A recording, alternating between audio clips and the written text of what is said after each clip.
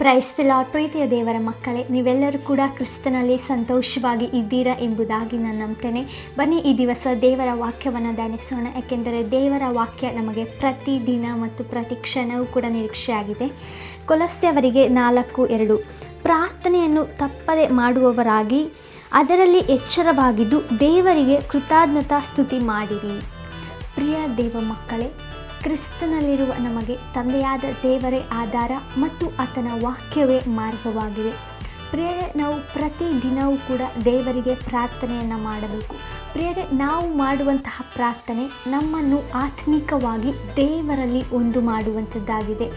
ಹಾಗೆ ನಮ್ಮ ಪ್ರಾರ್ಥನೆಯೊಟ್ಟಿಗೆ ನಾವು ದೇವರಿಗೆ ಯಾವಾಗಲೂ ಕೃತಜ್ಞತೆಯನ್ನು ಸಲ್ಲಿಸಬೇಕು.